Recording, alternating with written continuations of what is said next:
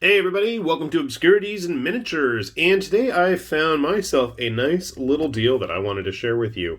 As I've taken advantage time and time again over the various holiday sales, I had a chance to get a box of Gaul Heroes from Warlord's SPQR Skirmish Warband game. So the interesting thing to me was the fact that none of this is actually metal.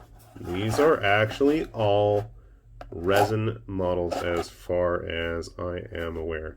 I think I read that online. It doesn't say it on the back, but we've got some very interesting, heroic looking leaders here that, I can't actually find a actual SPQR box set or rules in any of the local stores. I'm going to keep my eyes peeled just because I'm not the biggest fan, I'll say it, of Warlord's Gauls in plastic or their Romans, but you know what? For a fun little skirmish game, if I can get it for a reasonable price, I am all for that. I love me my skirmish games. That's enough about me blabbering on. And I love the paint job. Whoever, does it say who painted these? I know it says online, but kudos to them. I really love the bright and vibrant colors, and hopefully I can do something similar as well. Okay, so we have our game cards. Gonna hold on to those just in case. I do like the fact you get to purchase and buy stuff, pay fines, whatever. Plenty of Warlord round bases, not squares for the squares folk out there. And yeah, check it out. It is resin.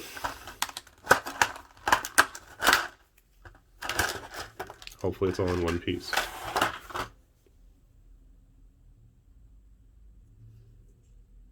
So my first thought is, it feels a little soft.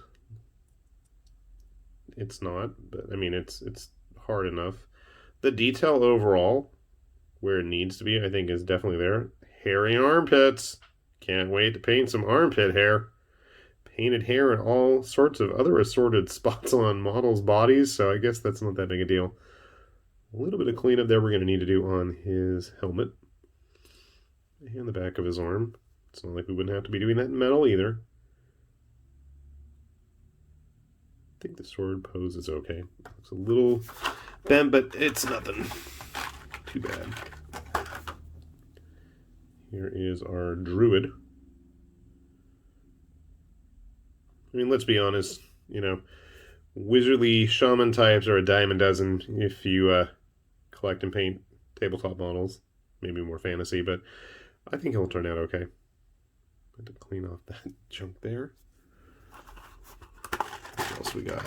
I like this dude.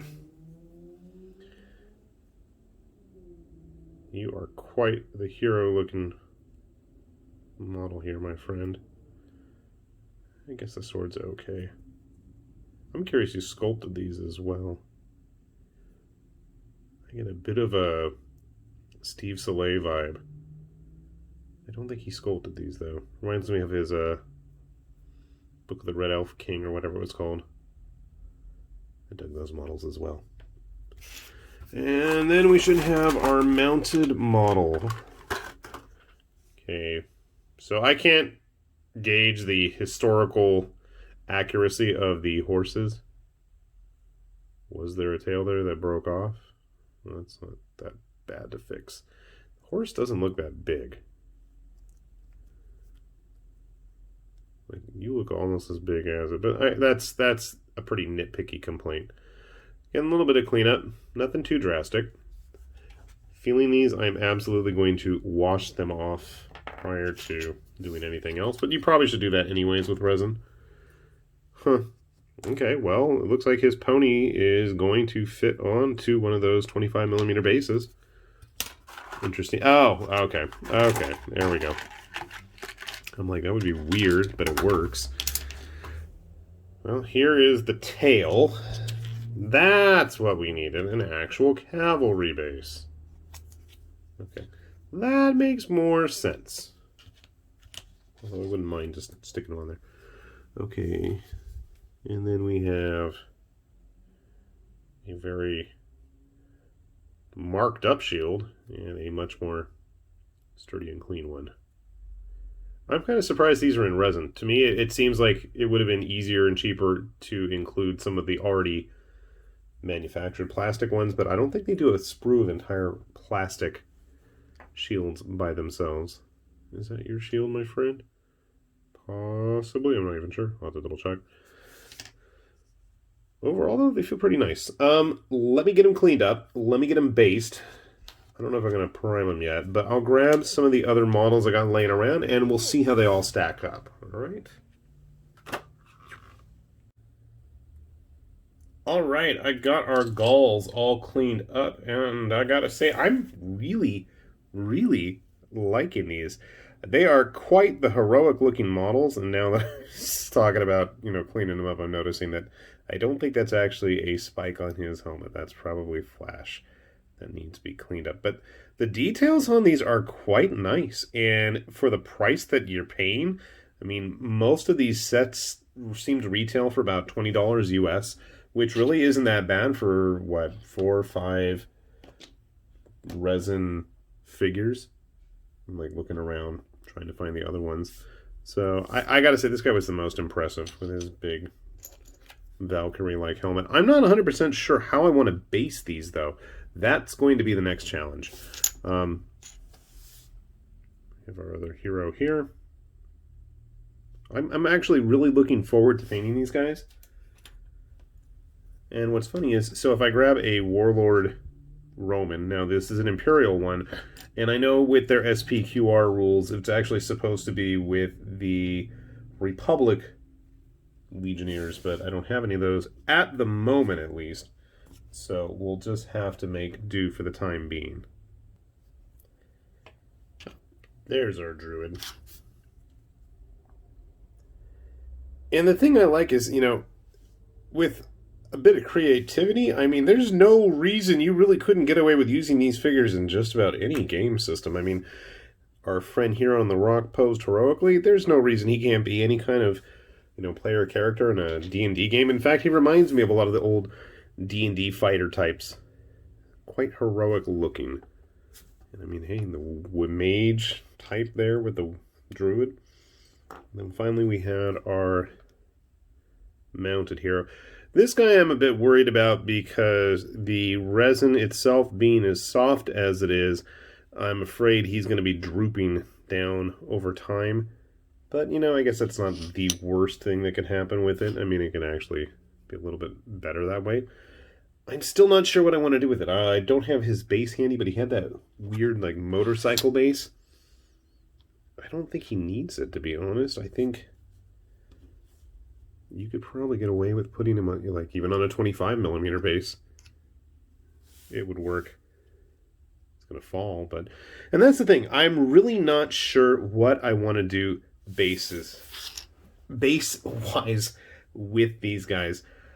They could work on various 25mm bases, considering I've based a lot of other historical types on those. Our Saxon there. We could probably use him as Dacian or tribesman of some sort. His equipment he's got there isn't anything particularly anachronistic, with a Victrix Dacian here. Again, on the bases like that, I think they work pretty well together. Then grabbing a based Warlord Roman. I think that's where the issue is going to become a thing. I do know that the Caesar's legions that Warlord makes are a little bit larger, though. So I'm going to see if I can get myself a hold of some of those and see if they're any better. But honestly, I think you can get away with using these guys as all sorts of heroes in various systems. They don't have to necessarily even be Germanic or Gauls or whatever you want them to be. I mean, ooh. There are Irishmen in there. Have them just as some sort of generic barbarian tribe. I think they could totally work as that. Oh, here, I actually have a Gaul. I think it was a Gaul. I think it was an old War Games Factory Gaul.